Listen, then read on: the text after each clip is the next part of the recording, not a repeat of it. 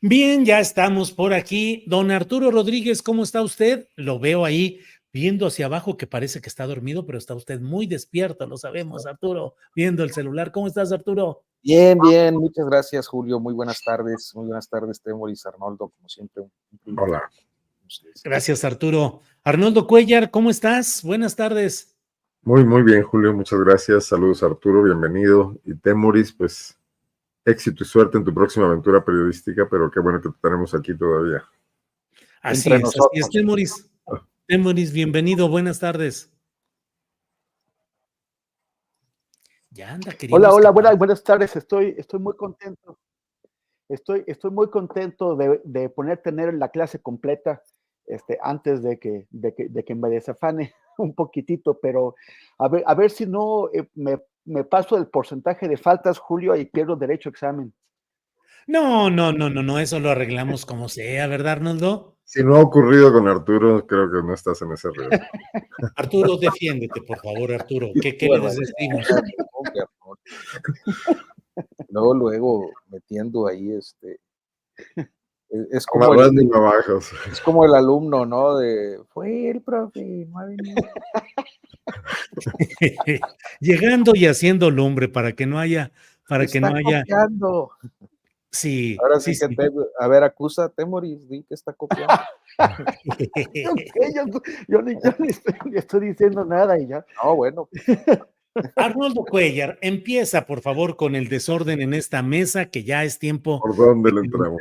Sí. Por favor, vamos entrándole y vamos viendo pues los temas de este día, que en lo inmediato está lo de la reforma judicial, está la sesión de la Suprema Corte de Justicia de la Nación. Ha habido una definición, un voto del ministro Pérez Dayán, que rompe el bloque de 8 y eso hace albergar la esperanza de quienes defienden la letra constitucional de la reforma judicial, de que no se pueda echar abajo, así sea parcialmente, dicha reforma judicial. Pero también está quienes creen interpretar que el fondo del asunto puede resolverse por mayoría simple, no calificada, es decir, con 6 de 11 votos. En fin, ¿cómo vas viendo la sesión, las expectativas? No porque seamos abogados, pero sí como espectadores, Arnoldo. Bueno, y escuché también una medio tibia autocrítica de la ministra Ríos Farjat sobre cómo la declinación histórica del Poder Judicial y cómo no han sido capaces de mejorar sus propios vicios y además han dejado la impresión de que estos son generales y que no corresponden a algunos de sus integrantes. Creo que demasiado tarde. Mira, la exégesis jurídica es un poco como la exégesis bíblica. O sea, realmente cuando quieren probar una cosa, lo van a lograr hacer y van a tener los argumentos necesarios para hacerlo. Y cuando quieren la postura contraria, igualmente. O sea, la posibilidad de tesis y de antecedentes les da la posibilidad de inclinarse a uno u otro lado. Y a mí lo que me parece un poco chocante es esta idea que quieren vendernos de una neutralidad, de un estudio profundo y objetivo de temas legales donde llegan a una conclusión iluminada después de su profundo estudio, cuando en realidad parece ser que las posiciones están predeterminadas por su ideología, por sus compromisos, por aquello que no es posible evadir, y menos en un sistema político como el mexicano, por influencias o por animadversiones, ¿no? O por presiones, como lo han venido haciendo siempre. Y entonces ya el estudio jurídico lo que hace es como cimentar esa preconcepción de la que partieron, o esa conclusión que ya está tomada, o esa toma de posición por interés de algún tipo, bien sea ideológico, bien sea de otro tipo, y entonces ya lo visten, ¿no? Y bueno, pues son muy buenos para eso, ¿no? Y me imagino que esto hace que algunos estudiantes de derecho realmente tengan, iba a decir orgasmos, pero más bien un éxtasis al escucharlos y pensar que quisieran ser como ellos. Yo creo que al final del día todo ese bagaje y toda esa ilustración jurídica no ha dado los resultados convenientes. O sea, me parece que cómo fueron incapaces de ver, por ejemplo, la proliferación del nepotismo o el retraso en resolver asuntos, la lenidad con la que han abordado los casos, ¿no? Entonces, bueno, es todo lo que está ahí atrás, no es solamente la discusión de hoy, eso es lo que los tiene deslegitimados y eso es lo que, independientemente de lo que resuelvan, pues va a dar lugar a que muchos no aceptemos que esto marca un hito importante, como dijo la ministra presidenta, que va a estar en los libros de historia, ¿no? Quizás va a estar en los libros de la ignominia, mejor dicho, ¿no? Parece que quieren irse como de forma heroica y a mí me parece que esa debe haber sido una conducta permanente a lo largo de los muchos casos centrales que hubieran podido sentar precedentes importantes en este país sobre aplicación de la justicia y no en este momento donde, bueno, pues están dando una batalla política a la que por supuesto también tienen derecho, pero no van muy acompañados en ese sentido, ¿no? Bien, gracias, Arnoldo. Temoris Greco, ¿cómo vas viendo la evolución de este tema de la reforma judicial, la sesión hoy de la Corte, los detalles que te llamen la atención, por favor, Temoris? Pues es que o sea, esta insistencia en presentar la reforma y el contexto en el que se está produciendo la reforma, como si fuera algo que funcionaba bien y que de pronto quién sabe por qué, como por capricho o por ansias de poder o por ganas de crear una dictadura, ahora se quiere hacer otra cosa. Cuando es un desastre el Poder Judicial, o sea, cuando todos estos, yo me quedé en 820 hasta el momento, personas juzgadoras que han dicho que que van a dejar la carrera judicial porque no se quieren presentar a elecciones, en una actitud pues muy digna según ellas. Hay muchos que tienen antecedentes muy visibles, muy conocidos de grandes escándalos, ¿no? de escándalos, de resoluciones muy dudosas en las que han favorecido a personas con muchísimo dinero, como un juez que se llama Felipe Consuelo Soto, que es de Chiapas, que estuvo pues en el famoso caso de esta empresa Oceanografía, que se transó a Pemex con millones y millones que finalmente acabamos pagando nosotros, quienes pagamos impuestos. O también el caso que acabó con la aerolínea mexicana de aviación. Son casos escandalosos en los que hay muchísimo dinero involucrado, en donde realmente sobornar a un juez pues es lo más barato de los gastos que están haciendo quienes están protegiendo negocios que suman cientos de millones o hasta miles de millones de pesos, y en los cuales fallaron mal, y no hay nadie, absolutamente nadie en el Poder Judicial que llame a cuentas a los jueces corruptos, que llame a cuentas a jueces que están tomando decisiones que evidentemente van contra la ley y contra el sentido común. O sea, el Consejo de la Judicatura nunca quiso hacer su trabajo. Si hubiera hecho su trabajo, si la gente, si los ciudadanos hubiéramos visto al Consejo de la Judicatura llamando a cuentas a los jueces y hubiéramos visto que esto generaba un efecto de disuasión, un efecto mediante el cual los jueces tuvieran que actuar de acuerdo a las responsabilidades de su cargo, porque saben que si no los iban a llamar a cuentas, pues entonces diríamos, bueno, no funciona tan mal el Poder Judicial. Pero esto nunca fue así. El Consejo de la Judicatura nunca, no hay un solo caso en el que haya tomado una resolución en donde verdaderamente le hubiera impuesto a un juez una sanción que generara este efecto de disuasión. Están alegando el tema de la inamovilidad del cargo, que la reforma judicial, al revocarle la posesión a todos estos jueces y magistrados, pues está violando el principio de inamovilidad del cargo. ¿Cómo puede haber un principio de inamovilidad del cargo para una persona que tiene tanta responsabilidad y que debería rendir cuentas?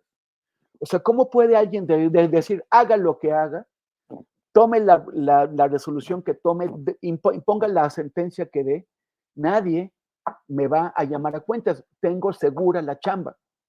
En Ojos de Perro contra la Impunidad hicimos un documental y un proyecto multimedia sobre el caso de los indígenas de San Pedro Tlanixco, que es una población del Estado de México que es originaria, que tiene una serie de fuentes de agua ahí y que de pronto el gobierno del Estado de México, el Grupo Tlacomulco, les quitó el acceso a su propia agua para dárselos a empresarios de floricultores del pueblo siguiente. Claro. Es un negocio enorme. Por defender su derecho al agua, un juez metió a la cárcel a 5 personas y mandó a convertirse en prófugas a otras 2 durante 16 años. Destruyó sus vidas. Y no hay absolutamente nadie que llame a cuentas al juez y que le diga, ¿tú por qué tomaste estas resoluciones? Claro. Entonces, o sea, y ahora pues también quieren hacer las cosas, interpretar la ley a su modo, después de siempre haber dicho que no se podía tocar el contenido, el fondo de las reformas constitucionales. Ahora que los afecta, resulta que siempre sí. Es evidente por qué queremos que se cambien estos jueces, y todos esos jueces que han dicho que se van a ir, que no van a concursar, perfecto, están favoreciendo una renovación amplia del Poder Judicial para que lleguen otros jueces, ojalá que sean jóvenes estudiantes de Derecho o recién egresados o gente que tenga ganas de sí estar a la altura de la confianza que les damos los ciudadanos a quienes toman esas decisiones, a nuestros jueces. Bien, bien, Temoris, gracias. Arturo Rodríguez, ¿qué opinas sobre este tema en el cual se mezcla derecho, política, sociedad? ¿Qué opinas, Arturo? Sí, precisamente esa mezcla es lo que hace tan complicado tener un análisis definitivo, porque si nos apegamos a las interpretaciones que los expertos en materia jurídica pueden tener sobre la decisión que la Corte tomará respecto a la reforma judicial y las partes que pretende invalidar, habrá siempre un sesgo político de un sector amplio de la población que está convencida de lo que el discurso oficial ha promovido en cuanto al funcionamiento del Poder Judicial. Yo creo que es un mensaje que además tiene o hace mucho sentido a un amplio sector de la población en la medida en la que se trata de un poder disfuncional. Y entonces, socialmente, existe una percepción pues negativa, porque quien ha tenido que enfrentar en algún momento algún proceso judicial sabe que se trata de algo tortuoso y auténticamente pues kafkiano, por decirlo así, ¿no? El proceso de Kafka precisamente pues fue una obra que nos deja ver los obstáculos y a veces los absurdos de los sistemas de justicia. Inclusive yo creo que pues es un libro necesario, indispensable para cualquier estudiante de Derecho, precisamente por eso. Entonces, por eso decimos kafkiano. Y por otra parte, eh, hay creo que una conducta que no posibilitaría diferentes acciones si la reforma se hubiera realizado de una manera más, eh, digamos, menos tronchona, como luego suele suceder con la 4T, porque a final de cuentas tienen la mayoría absoluta en las dos cámaras y no había necesidad de imprimirle la prisa que se le imprimió, especialmente en este asunto de la supremacía constitucional, ¿no? Que atiende, según lo que alcanzo a advertir, yo creo que la mayoría advertimos, a la posibilidad de tenerla vigente mientras los ministros pues se entretenían en este proyecto de González Alcántara Carranca para pues echar abajo algunos aspectos de la reforma judicial.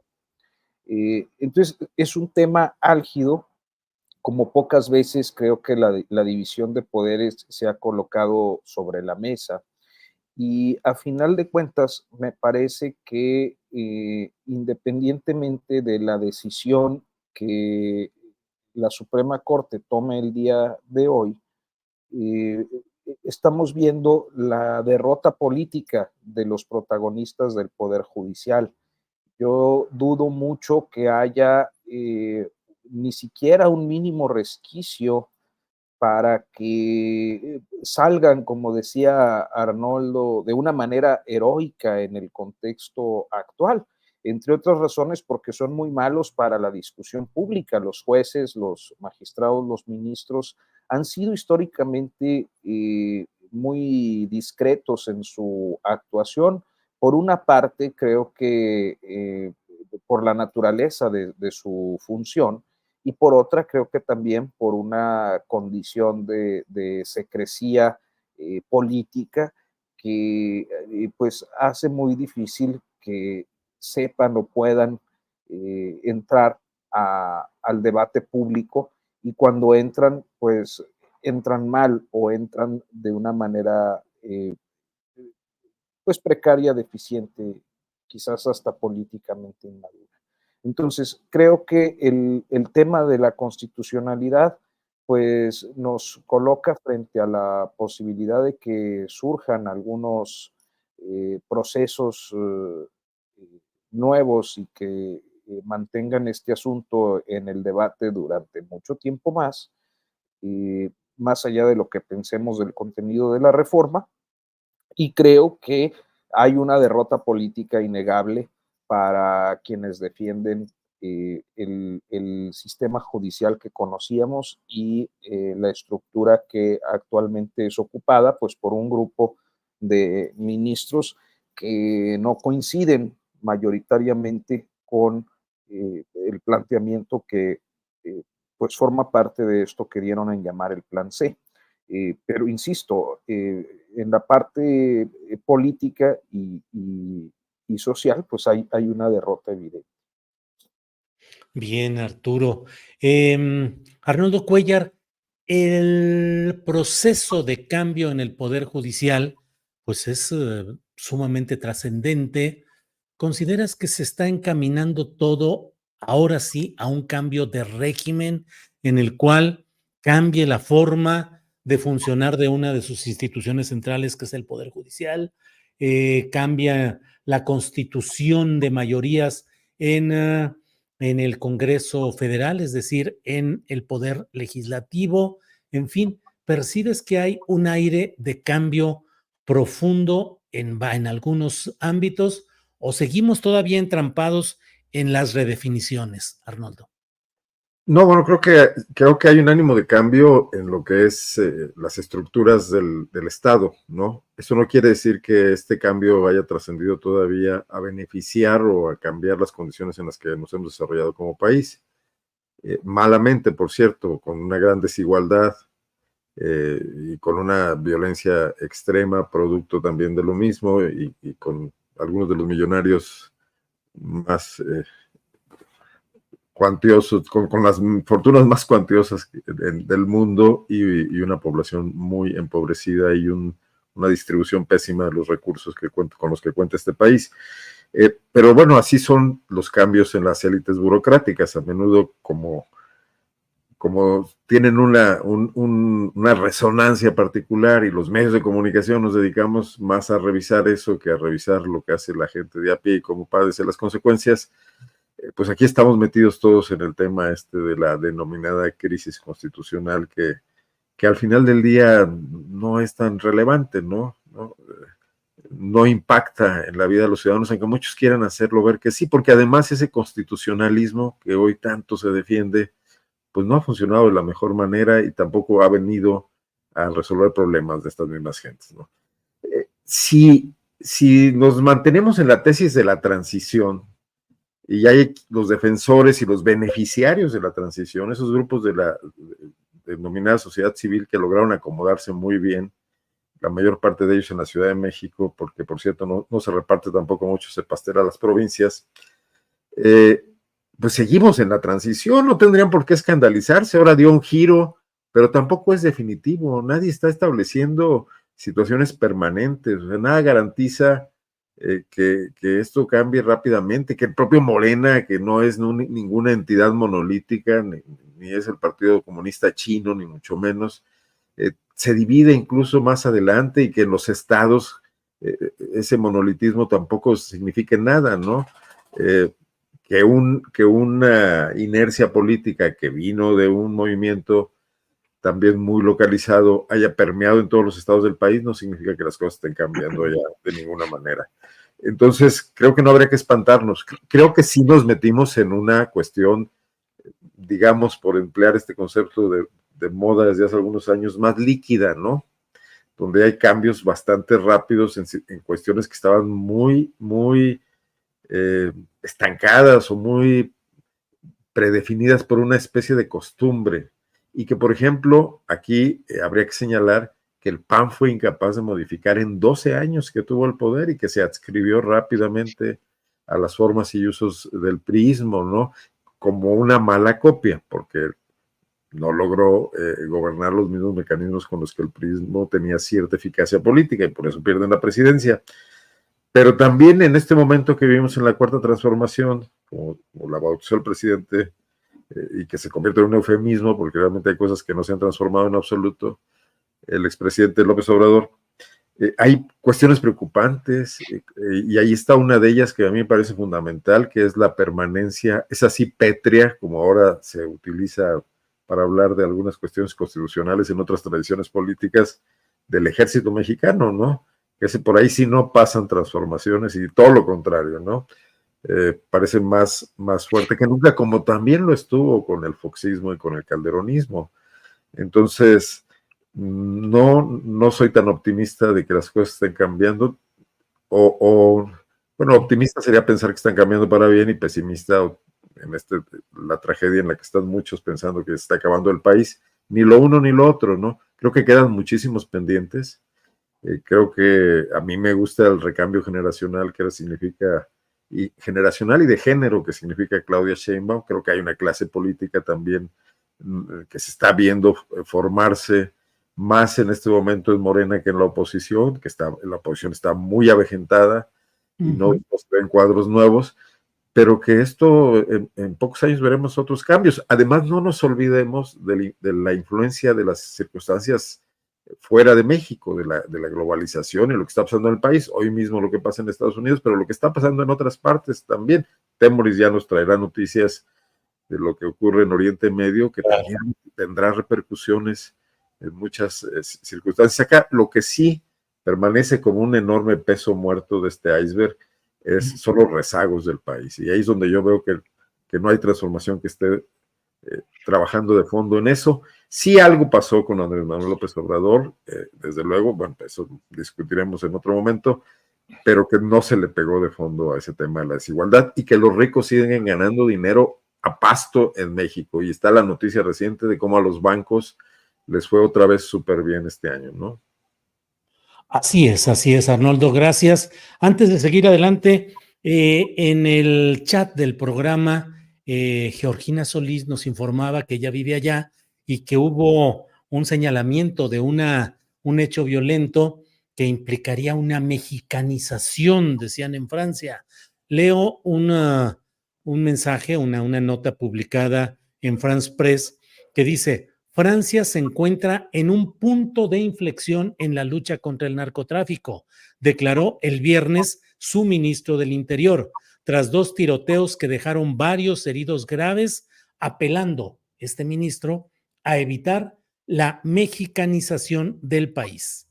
La narcoescoria ya no tiene límites, declaró Bruno Guettariou a la cadena francesa, a una cadena francesa. Te morís. No, te salió perfecto. Parfait. Y esto sucedió en Poitiers, que es este pueblo de Francia. Digo, Temoris, por favor. La narcoescoria ya no tiene límites, declaró ese ministro de apellido que no es tan fácilmente pronunciable por mí. Dijo que Francia puede elegir entre la movilización general o la mexicanización del país. Estas declaraciones se producen después de que tuvo lugar un tiroteo el jueves por la noche delante de un restaurante en Poitiers, una ciudad del oeste de Francia. Hace unos días un niño resultó herido por una bala perdida también en el oeste del país. Dijo el ministro, estos tiroteos no están sucediendo en Sudamérica, están sucediendo en ciudades de Francia. Uno de ellos empezó con un tiroteo delante de un restaurante y terminó con una reyerta entre bandas rivales. Bueno, pues eso están diciendo por allá. Así es que vamos a ver qué sucede. Temoris Greco, ¿qué opinas del tema de la elección en Estados Unidos en la cual uno de los contendientes, Donald Trump, dice que nos impondría aranceles cuando menos de 25% si no resolvemos temas como el del crimen organizado y el narcotráfico? Temoris. Bueno, nada más sobre la mexicanización. Qué feo que traigan, que esté creciendo ese discurso, ¿no? Como o sea, México como ejemplo de la violencia. Yo creo que están muy lejos de cualquier cosa. O sea, de tener cada año en un país como Francia el número de asesinatos que podemos tener en alguna región localizada de México. Pero ellos así lo ven, andan medio perdidos, ¿no? O se mexicaniza o es en Sudamérica, pero pues no creo que les hace falta un poquito de geografía por ahí para ubicar bien de lo que están hablando, pero qué grave, porque eso pues es la imagen de México en el mundo, ¿no? Entonces ya somos ejemplo de violencia. Y ya es muy peligroso, ya regresando al tema, esto de Estados Unidos. O sea, yo estoy muy preocupado. Yo creo, bueno, muchísima gente está muy preocupada. Hay una tendencia ahí de comparar, de decir que los demócratas inician más guerras y que Trump no inició ni una guerra. Es que, bueno, yo llamaría a observar las cosas. Tanto los demócratas como los republicanos son parte de un sistema político que necesita la violencia, necesita las invasiones, los bombardeos, necesita las ventas de armas. Estados Unidos, buena parte de su economía, así como vive de que el resto del mundo usemos el dólar como moneda franca, como moneda de referencia, también vive de que su industria militar pues nos tenga a todos como clientes, a todo el mundo como clientes. Es el mayor productor y vendedor de armas del mundo. Pues necesita esos conflictos, y eso los van a crear unos y otros, republicanos y demócratas. El tema es que Donald Trump está loco, es un tipo con un narcisismo exagerado, donde todo debe girar alrededor de sus necesidades de reconocimiento, de su locura de testosterona, ese es un macho, pero esa es la representación del macho, pero un macho con poder. Alguien dice, es que en su gobierno no inició guerras. No inició porque no lo dejaron. Él ordenó bombardear Irán, y ahí sus propios funcionarios lo marearon y lo evitaron. Él incluso llegó a sugerir bombardear partes de México, en donde, según él, pues de esa forma iba a atacar a los cárteles. Hubiera sido una locura, porque pues no es como que los cárteles estén separados de la gente, de la población civil, y tampoco es como que estén concentrados, como que sean lugares en donde están sus mandos y le avientas una bomba ahí y pum, ya se acabó el problema. Pues no es eso. Él fue el presidente Joe Biden, que también es otro tipo belicista, pero fue el que acabó con la guerra de Afganistán, no Trump, ni tampoco su predecesor Obama, ni todos los que vinieron antes de ellos. Una guerra que ellos habían perdido desde hacía muchísimo tiempo, en la que estuvieron 20 años, y fue Biden el que decidió acabarla. Y si ahora están metidos en Ucrania y apoyando a Israel, pues esos son decisiones de Estado de muchísimo tiempo, que comparten republicanos y demócratas, y que van más allá de un presidente. Pero los israelíes, eso es clarísimo, lo han dicho en todos los tonos, quieren que gane Trump, porque creen que Kamala no va a ser tan partidaria, que Kamala puede ponerle límites, los límites de los que Joe Biden se le ha pasado hablando, pero que finalmente no los pone. Temen que Kamala sí pueda finalmente hacer algo para forzarlos ya a parar su locura, a parar su bestialidad. En cambio, Trump les ha dicho que él les va a dar rienda suelta y que acaben pues con lo que tengan que acabar para lograr que ya no los molesten. Pero además está este tema, hay que recordar, Trump está diciendo ahora que le impondría a México 25% de entrada de impuestos a todos los productos que vendemos para allá, y 4 de cada 5 dólares que entran a México por exportaciones vienen de Estados Unidos. Y luego, y si eso no funciona, pues sería 50%, y si no, 75%. Esto es el remedio de una política, de un truco que ya les salió en el pasado, les salió al principio del gobierno de Andrés Manuel López Obrador, pero aquella fue más modesta. El primero dijo, vamos a ponerle 5%, y si no, luego les ponemos 10, y luego 15, o sea, el límite que él mencionó en aquel momento, siendo presidente, era el 25%, lo que ahora inicia, muestra como inicio. Solamente la amenaza de un 5% fue tan fuerte que el gobierno de México, el gobierno de Andrés Manuel López Obrador, le dio un giro de 180 grados a la política migratoria del país. Y en lugar de los brazos abiertos con los que estábamos recibiendo a los centroamericanos, de pronto ya nos empezamos a perseguirlos para que no nos pusieran ese 5%. Es peligrosísimo Donald Trump. En cualquier caso, es un enfermo, un maniático. Y las personas que creen que se puede manejar eso, bueno, a mí es realmente preocupante. Bien, Temoris, gracias. Arturo Rodríguez, ¿cómo ves el tema de la elección en Estados Unidos que se está realizando hoy? ¿Cómo se perciben esos aires en el norte del país? ¿Cómo vas viendo las cosas, Arturo? Yo creo que en el norte del país hay una preocupación, no solo en el norte, en los estados como Guanajuato, Querétaro, San Luis, donde la industria automotriz pues sostiene la economía de diferentes regiones y con ello pues toda una cadena productiva importante, y ver este tipo de planteamientos, la idea de imponer aranceles enormes para vehículos producidos en México, para otros productos, yo creo que sí aterroriza no, pues a los inversionistas y yo creo que a los gobiernos, ¿no? Me parece que es difícil controlar las decisiones o tener algún tipo de incidencia en las decisiones en materia comercial, binacional, en un contexto en el que muchos de los paradigmas de relación diplomática y de relación comercial se rompen con personalidades como Vicente Fox, como Donald Trump, y se rompen básicamente por las formas de no autolimitarse, que es algo que ha pasado en diferentes contextos, pero que pensaría inclusive en el caso de México, donde pues las formas de hacer política cambiaron, entonces lo inesperado se hizo cotidiano.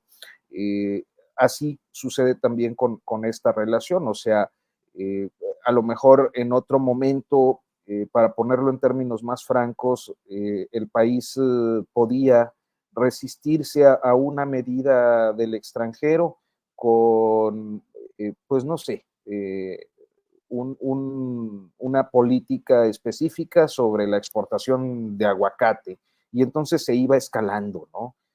Aquí no hay manera de escalar ni desescalar, es el zorrajazo, como ya lo vimos, Temoris lo mencionaba, de cómo pues tuvo que ceder el gobierno de López Obrador y doblarse ante la exigencia de incrementar el control migratorio porque pues no había de otra, ¿no?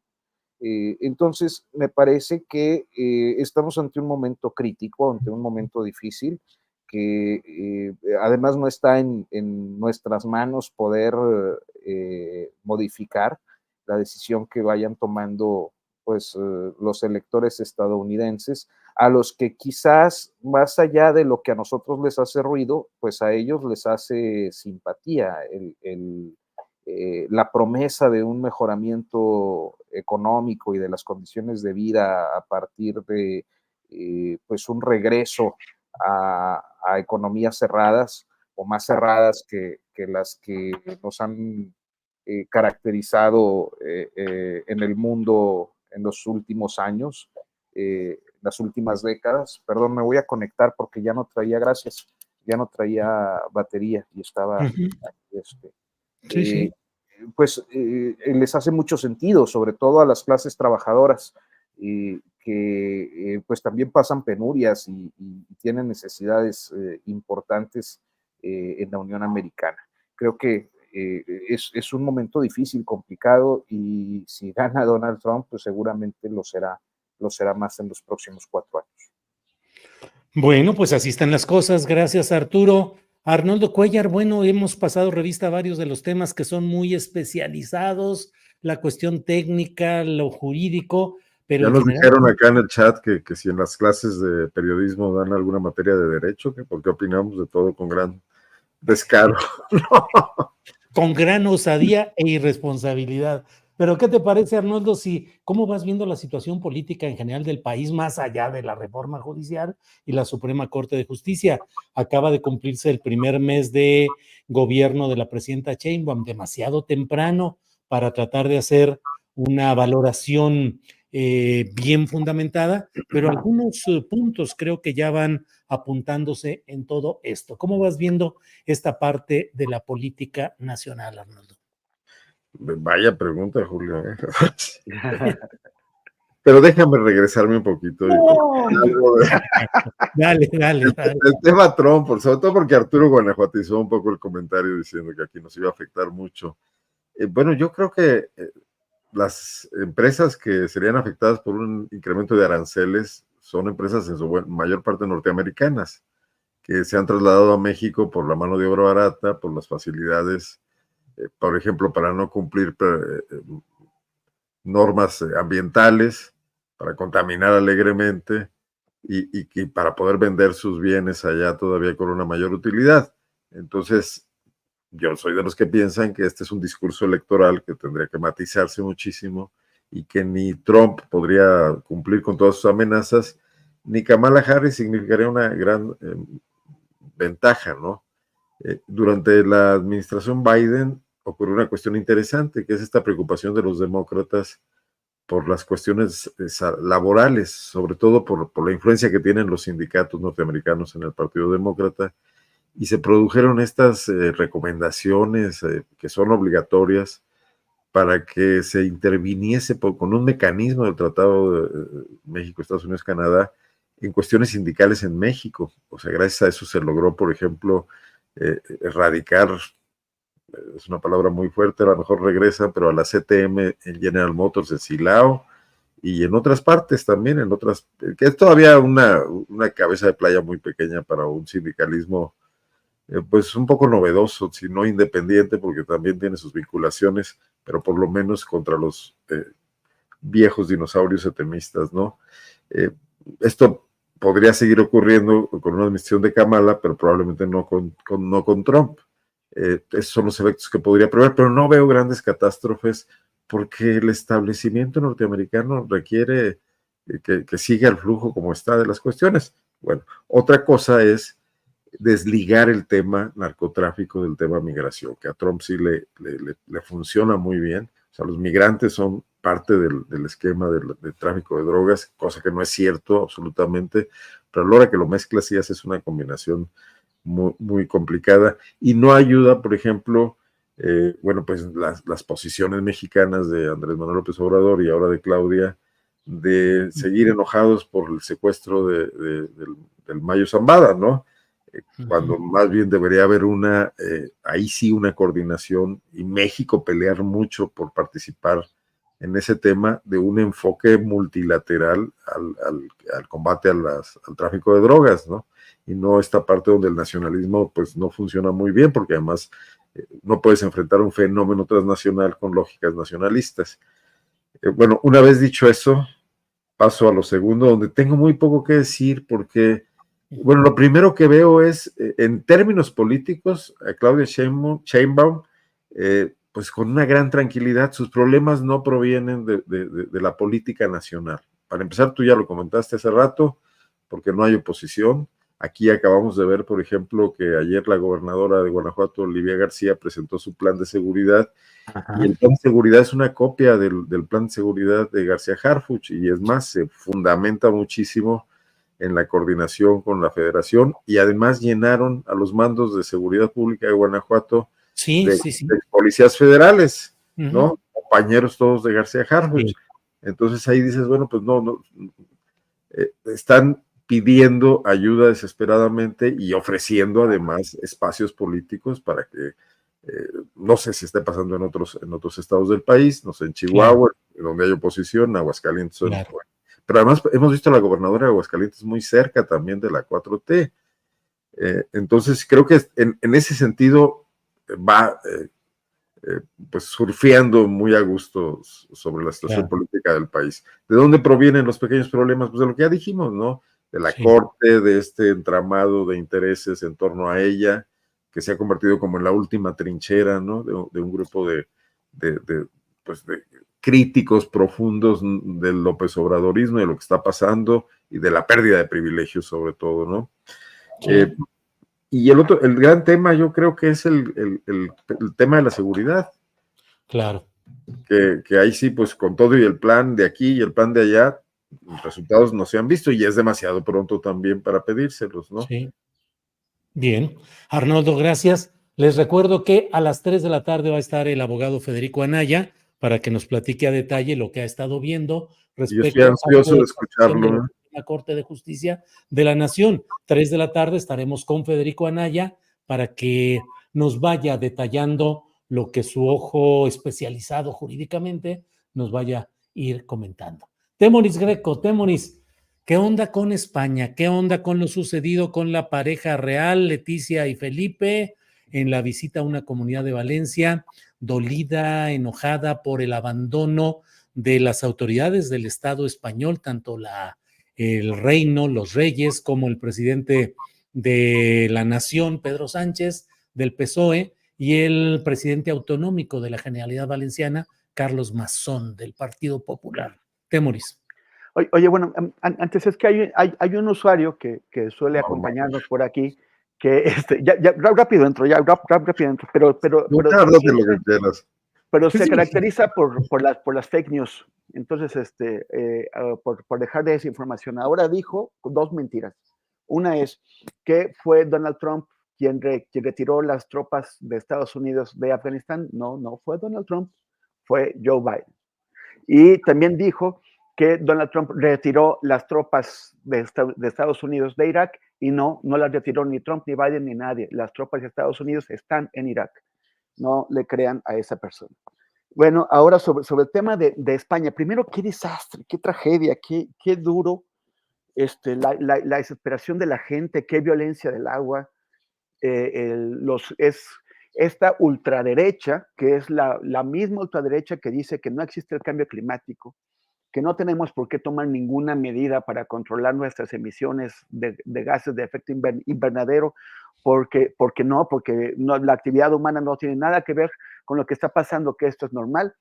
Es la misma ultraderecha que ahora está tratando de sacar beneficios de los efectos del cambio climático, como son estas tormentas brutales, para impulsar su discurso y sus narrativas, y para atacar al gobierno, que no es que sea de izquierdas, pero tampoco es de derechas, y también para echarle la culpa a los migrantes. Como por cierto lo están haciendo ahora en Estados Unidos, tanto Trump como Elon Musk, que traen el cuento de que los demócratas están llevando montones de migrantes por todos lados, de migrantes sin documentos a Estados Unidos, para que voten. No pueden votar, para que voten y convertir a Estados Unidos en una dictadura demócrata. Este cuento de las dictaduras, pues lo están usando los derechistas por todos lados. Pero aquí el tema es también la desastrosa planeación de esta visita que hicieron a Paiporta, que es uno de los pueblos más afectados.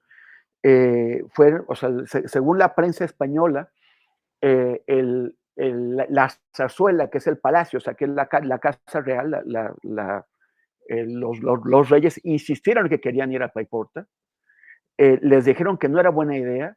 Ellos quisieron ir, en lugar de ir, por ejemplo, al centro de mando donde se está planeando las respuestas para la emergencia, quisieron ir ahí y provocaron pues una respuesta popular muy grave que estuvo atizada por grupos de ultraderecha. Se dice que Pedro Sánchez huyó, Pedro Sánchez el presidente.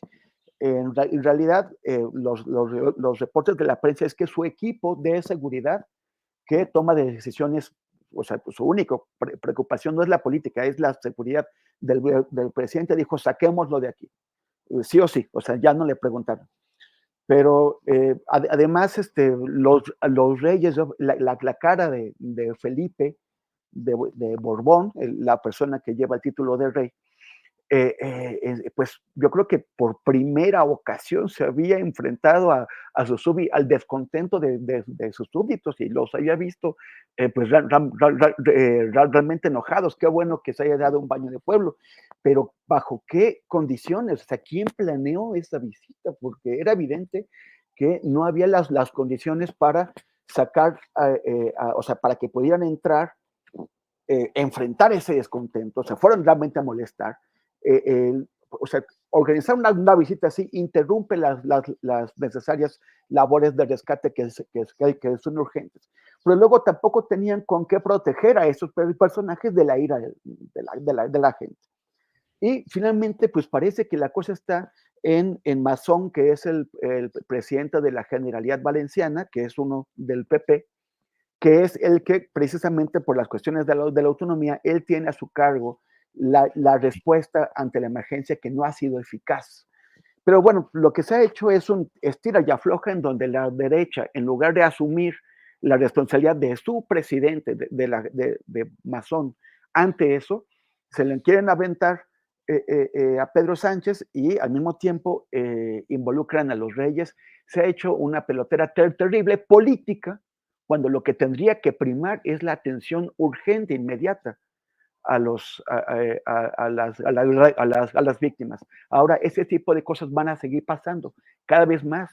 También en México tenemos que prepararnos porque los fenómenos meteorológicos cada vez son más rudos y más violentos.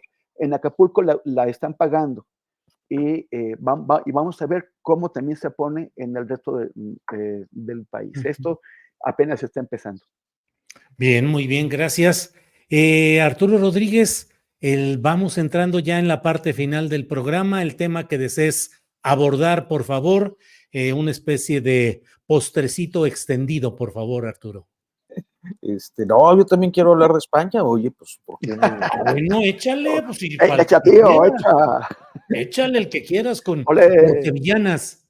Oye, fíjate que, bueno, yo creo que como muchos de los integrantes de tu audiencia, Julio, y algunos de nosotros seguramente siguen la base, este programa, pues yo lo escucho en formato podcast, supongo que es así, y dando seguimiento pues a los hechos primero del desastre natural que se dio en esa zona de Valencia. Y hay una expresión que me llamó mucho la atención porque me parece muy, muy apropiada. El hecho de que una buena cantidad de víctimas mortales estaba en actividades laborales, porque pese a los anuncios que se habían hecho del desastre inminente, y las empresas los dejaron trabajar, los obligaron a trabajar y pasaron lista y estuvieron operando de manera regular cuando el desastre era inminente. Y poner esto en la discusión nos lleva naturalmente a la confrontación de cómo los desastres naturales sí tienen un efecto tremendo por las malas decisiones gubernamentales o por las desatenciones, el olvido, la marginación, la ausencia de mecanismos de reacción, de respuesta pronta ante un fenómeno de este tipo. Pero también del sector privado que es incapaz de dejar de generar riqueza a costa de su mano de obra, que llega a perder la vida o ve comprometida su integridad en situaciones como esta. Entonces, me parece que es un debate importante. Estas informaciones y estas reflexiones se dieron 24 horas después del meteoro. Y luego, en el seguimiento, que me llama mucho la atención, cómo en México, y ahorita escuchaba a Temoris plantearlo, en México tenemos esta idea de que ante una situación crítica, la discusión política debe quedar al margen, porque lo fundamental es la atención. Y me llamó mucho la atención que una de las reflexiones que se viene haciendo en estos días es que las responsabilidades políticas es importante establecerlas desde el primer momento. Y una de esas responsabilidades políticas, creo que en el caso de estas protestas y de esta indignación que pues llamó la atención del mundo, ¿no? Porque los Reinaldos, los reyes, siempre viven en una atmósfera controlada y difícilmente van a encarar al pueblo indignado. Tiene también un componente político de pues esta bipolaridad que ha resurgido en el mundo, porque cuando uno revisa las imágenes es posible advertir que una buena parte de los manifestantes pues correspondía por una razón u otra fácil de identificar a grupos de ultraderecha que quizás apuesten a la inestabilidad política, pues con el propósito de perjudicar principalmente al gobierno de Pedro Sánchez. Entonces, creo que en momentos y en situaciones como la que se ha presentado en estos días en España, es importante advertir que en política pues no hay escrúpulos y que hay gente que puede tener la perversidad suficiente para pues generar las condiciones que le favorezcan a partir de perjudicar al adversario político valiéndose de una tragedia. Creo que es lamentabilísimo lo que estamos advirtiendo y bueno, pues a final de cuentas decía Temoris, y en eso coincido totalmente, el caso concreto de lo que hemos visto en Valencia y en esta población cuyo nombre no se me queda, que fue pues el epicentro del desastre,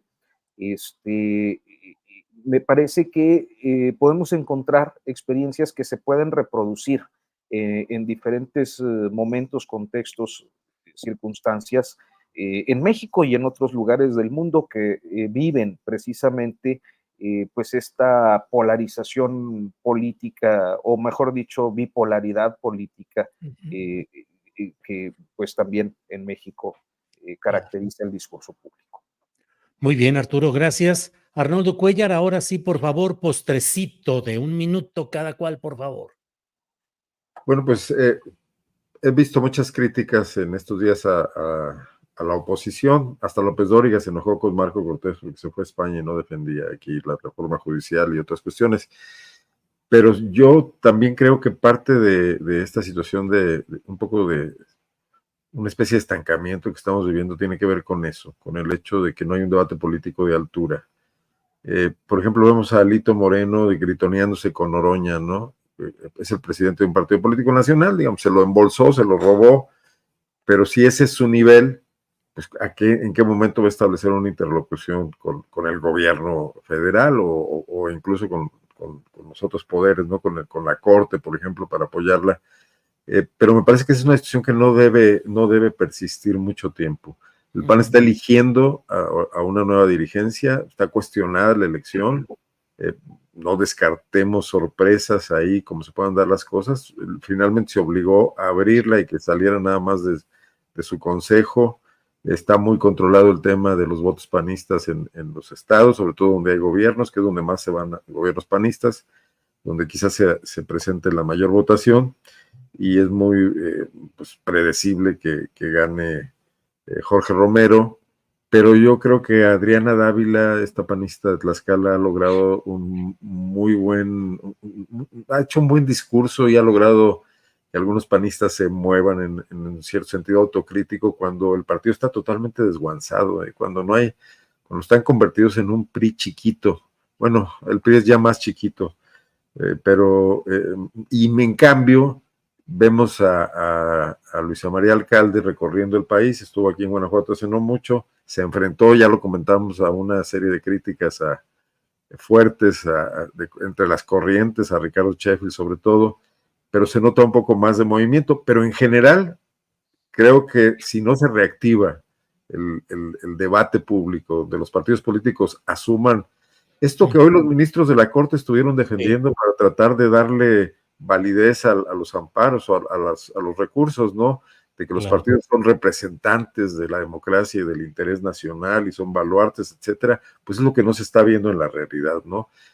Pero igual ahí siguen teniendo prerrogativas, y tendrían que asumir que tienen que haber cambios profundos hoy, y si no, pues requeriríamos que surgieran nuevas opciones, Julio.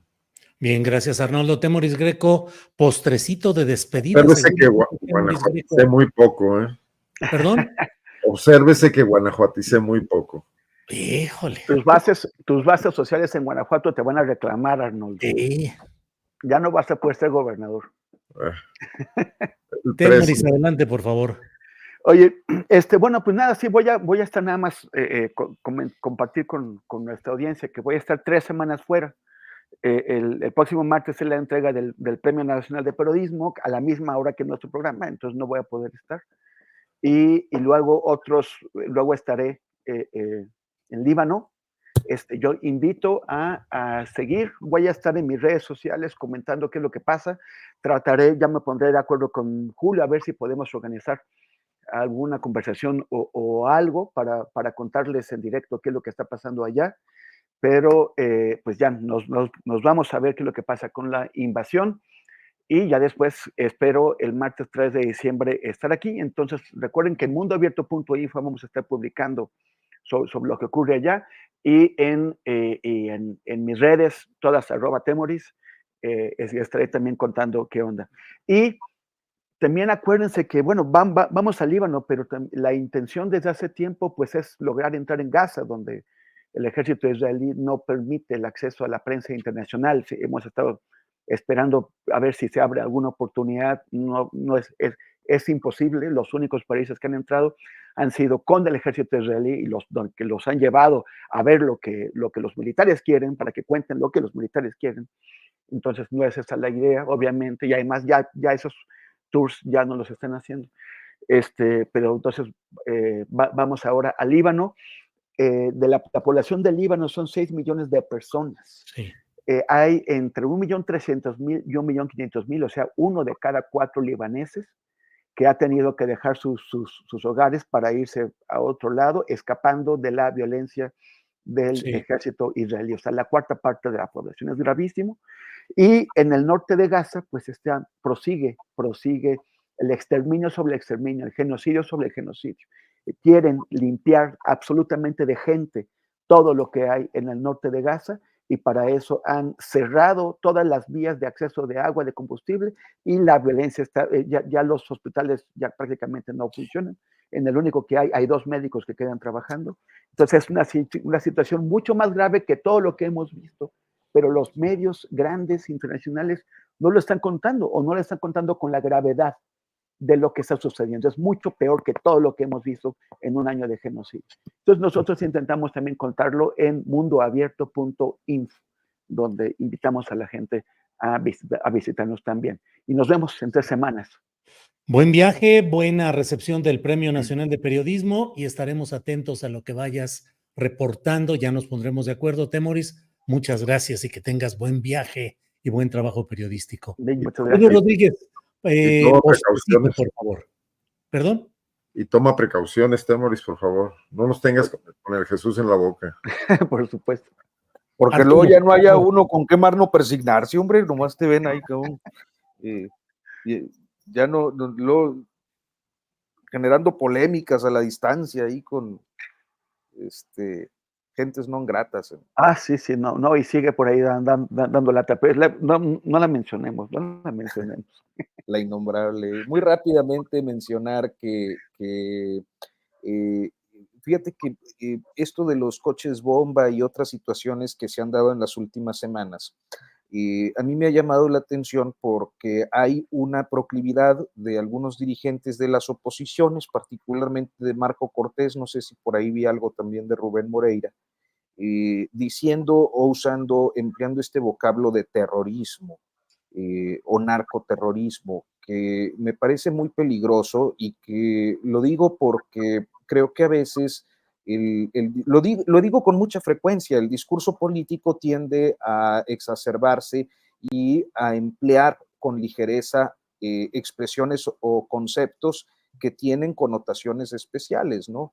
En el caso concreto de la de terrorismo, primero, me parece que es un tanto pues inadmisible que con 4 semanas de iniciar un gobierno y replantear diferentes aspectos de una política pública en materia de seguridad se le exijan resultados, pero también que el empleo de estos vocablos en un contexto internacional, lo decíamos hace unos momentos, con la posible llegada de un agente como Donald Trump, nos coloca ante situaciones de eventual pues acción extranjera bajo el pretexto precisamente de actividades terroristas, como ya se ha planteado en algunos otros momentos y en algunos otros debates. Entonces yo creo que la clase política tendría que ser más responsable a la hora de opinar sobre algunos fenómenos o episodios, mejor dicho, de violencia, para que pues no se dé pie a situaciones que yo quiero pensar que para todo mexicano que se precie de serlo, pues son inadmisibles. Bien, Arturo, muchas gracias. Gracias a los tres, gracias Arnoldo, gracias Arturo, gracias Temoris. Nos vemos pronto. Gracias por esta ocasión. Hasta luego. Me llevé el